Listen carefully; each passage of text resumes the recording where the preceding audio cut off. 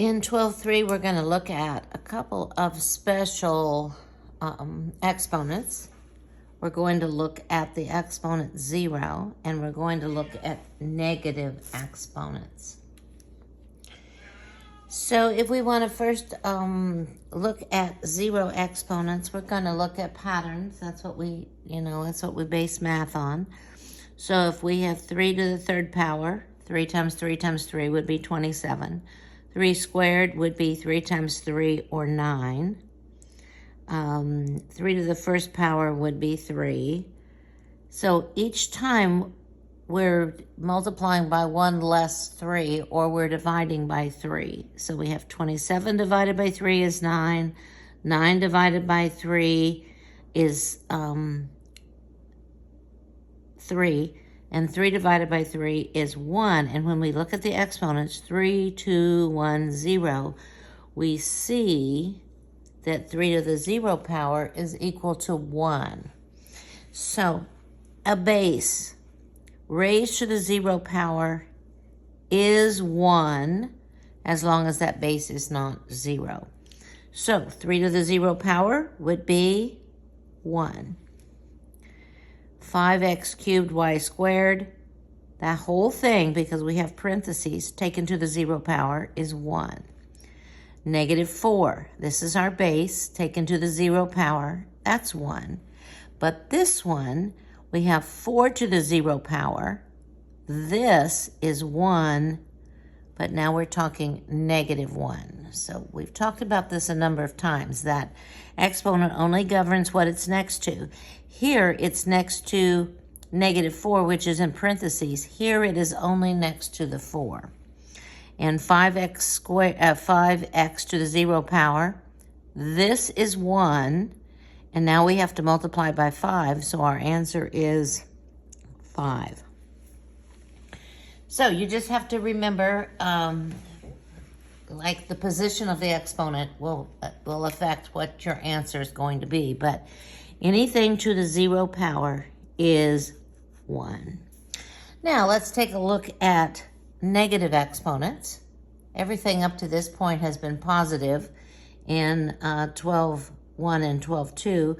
Now we're introducing 0, and now we're looking at negative exponents. So if we had this problem, x squared divided by x to the 5th power, we know that in division we would subtract the exponents. So 2 minus 5 would be negative 3. We can also look at that if we expand x squared, x times x, x to the 5th power, x times x times x times x times x, 5 factors of x. We can cancel out 2 x's in the numerator, 2 x's in the denominator, and we are left with 3 x's in the denominator. So these are the same thing. X to the 3rd power is the same as 1 over x to the 3rd power. And they tell us that another way to write some number or some variable to a negative power is to take the reciprocal and change the sign of the exponent. So it was negative, and now we're going to change it to positive. And we're going to take the reciprocal, which means we're just going to flip it over. So if we have x to the negative 3rd power, we're going to take the reciprocal, which is x over 1, then we're going to flip it to 1 over x, and we're taking that to the 3rd power. So 1 times 1 times 1 would be 1. That would be like 1 cubed, and then x cubed on the bottom. So 1 over x cubed.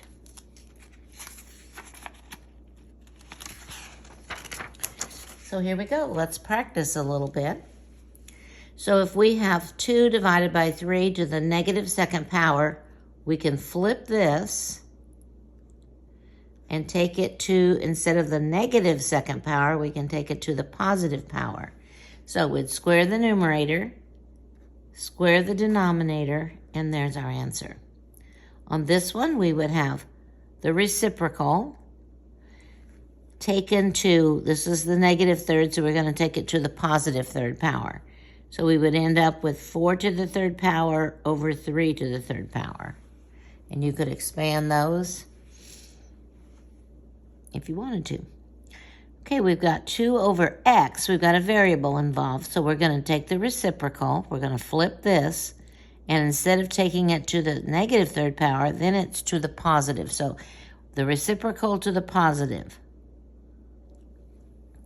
So we would have x to the third power over 2 to the third power.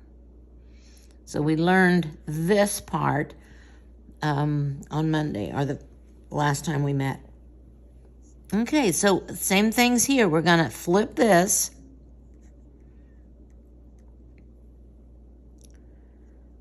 And instead of taking it to the negative second power, we're now going to take it to the positive power.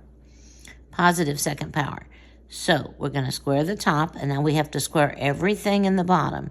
3 squared, a squared squared. Remember, when we have an exponent taking it to a power, we're going to multiply the exponents.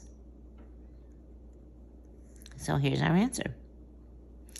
Now, on this next row, we don't have fractions that we're going to flip, but we can make fractions. We know that 6 is the same as 6 over 1.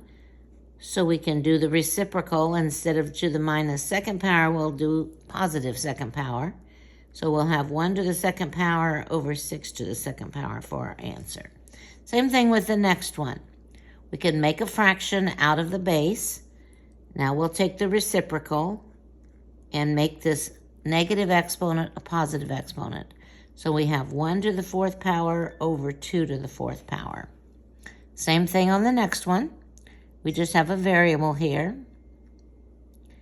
We're going to take that to the negative 5th power. So we have 1 to the 5th power over x to the 5th power. Same thing here.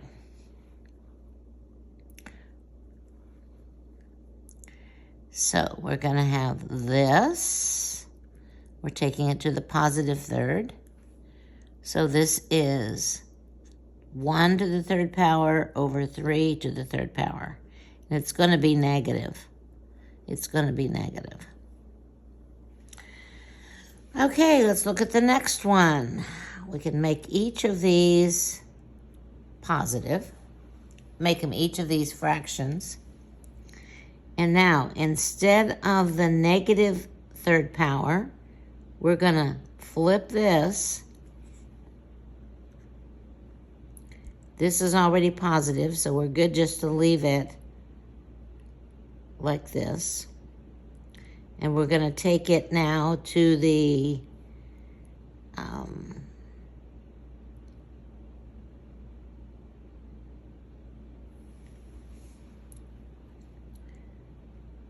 this is still the negative 6, so we need to flip this over.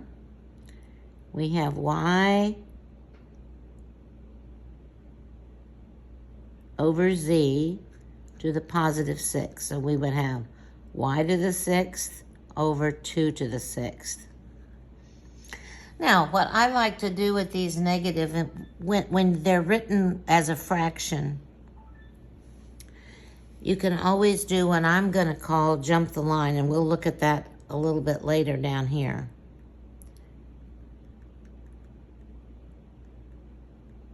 And what that means is on this one in here, if it's negative up here, we'll just jump it to the bottom. In other words, that's part of the reciprocal. Okay, let's look at this next one. Again, this is x to the negative 7th divided by x to the 4th. So what we know is we're going to, instead of dividing, we're going to multiply by the reciprocal of this. So we have x to the negative 7th times 1 over x to the 4th. Now to make this positive, we're going to use the reciprocal of this. And that's going to be to the 7th times 1 over x to the 4th. I'm kind of running out of room here. I'm going to have to go down below. So this right here would be 1 to the 7th over x to the 7th times 1 over x to the 4th. So the top is going to be 1, and the bottom's going to be x. We're multiplying these, so we're going to add the exponent to the 11th. Now this is one of those problems that I was talking about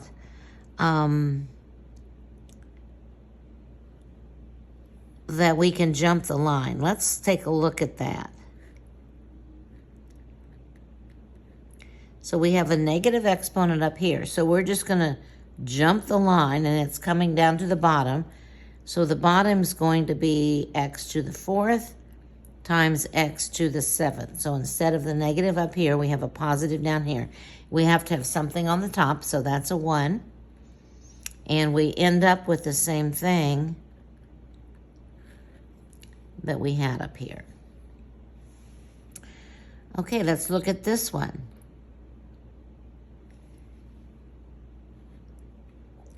Now, what we know is this negative exponent only controls the x, so we're going to leave the 2 on the top, and this is going to jump the line.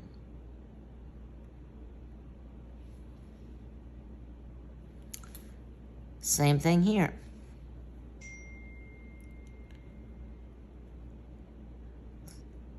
We're going to flip this,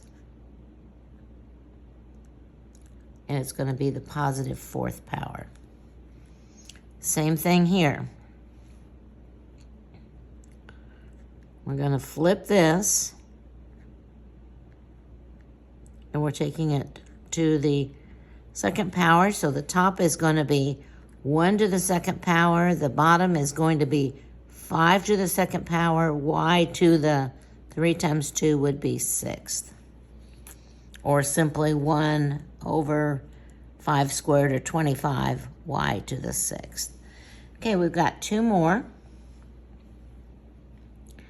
I see a negative exponent, so what I'm going to do with that is I'm going to jump it down to the bottom. I have 11. I think there's supposed to be maybe an A in here, and it's not in there. And I'm going to jump this up to the top.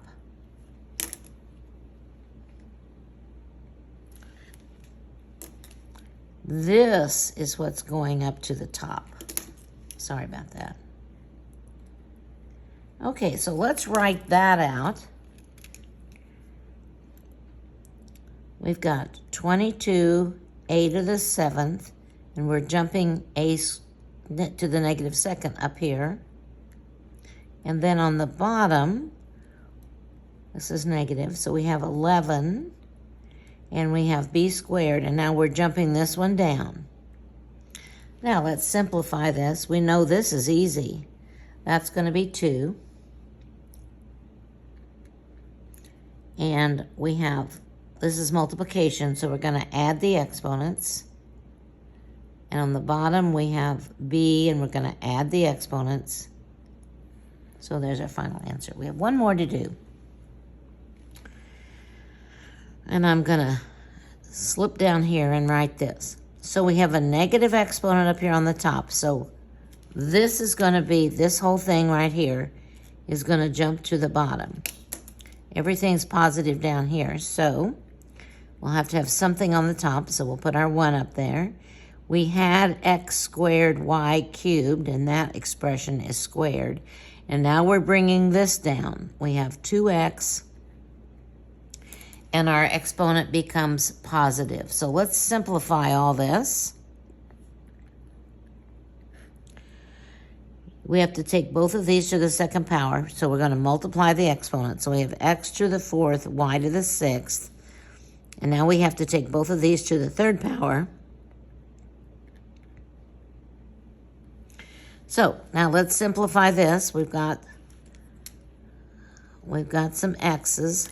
I'm going to start with the constant, so I have 1 over 2 to the 3rd power. Now how many x's? We have 4 and 3 would be 7. And then we have y to the 6th. So I realize that some of this is pretty messy, but if you just kind of listen to what we're doing and maybe work these one at a time, you'll be fine. So we've talked about an exponent of 0 means that's worth 1. And now we're talking about negative exponents. Negative exponent is equal to the reciprocal, flip that, to the positive exponent. And I like to use this little idea of jumping the line. So if you have a negative exponent on the top, it jumps to the bottom. If you have a negative exponent on the bottom, it jumps to the top. And remember, like I forgot for a moment, that negative 2 exponent only controls the a, not the 11. So the 11 can stay down here, and the a squared jumps, a to the negative 2nd, jumps to the top. The 22, a to the 7th stays up there. And then we have the one that we jumped up there, a to the 2nd power.